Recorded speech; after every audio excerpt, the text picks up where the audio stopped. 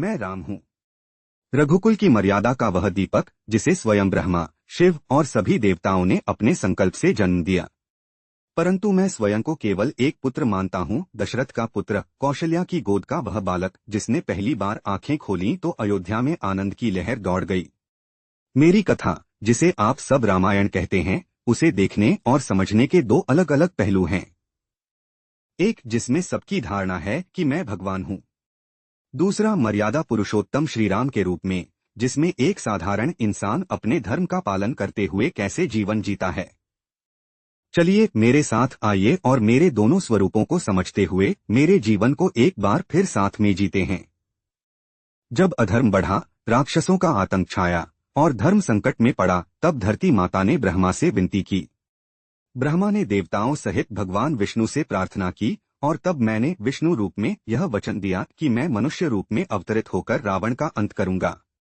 मैंने अपने शेष, चक्र, गदा और अन्य अंशों को भी पृथ्वी पर भेजा ताकि वे मेरे साथ धर्म की स्थापना में सहायक बने। मेरे पिता राजा दशरथ अयोध्या के सम्राट संतान की प्राप्ति के लिए व्याकुल थे।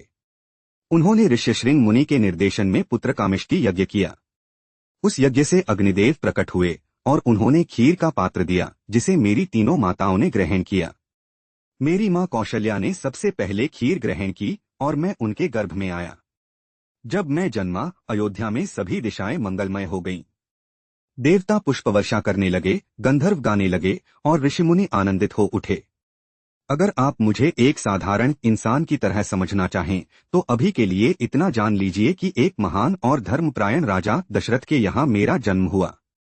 उस समय अधर्म, अत्याचार और राक्षसों तथा बुरे लोगों का आतंक बहुत बढ़ गया था। मैंने आंखें खोली तो मां की गोद में अपार प्रेम देखा। पिता दशरथ की आंखों में गर्व और श्रद्धा थी। मेरे साथ भरत, लक्ष्मण और शत्रुघ्न भी जन्मे। हम चारों भाई अलग माताओं के पुत्र, परंतु एक आत्मा के चार रूप थे। लक्ष्मण मुझसे कभी अलग नहीं होते थे, वे मेरी सेवा में ही आनंद पाते थे। हमने साथ खेला, साथ सीखा और साथ बढ़े। गुरु वशिष्ठ से हमने वेद, शास्त्र, धनुर्विद्या और नीति का ज्ञान प्राप्त किया। मेरे जीवन को समझते समय कृपया हम चारों भाइयों के स्नेह और आपसी प्रेम पर ध्यान दें, क्योंकि कोई भी राम नहीं बन सकता अगर उसके भाई भरत, लक्ष्मण और शत्रुघ्न जैसे न हो। सबसे पहली बात जिसका आपको आज से पालन करना है वह है अपने भाई बहनों से स्नेह और प्रेम से रहना। यही जीवन की शक्ति और आधार है। शिक्षा प्राप्ति के बाद एक दिन महर्षि विश्वामित्र अयोध्या आए।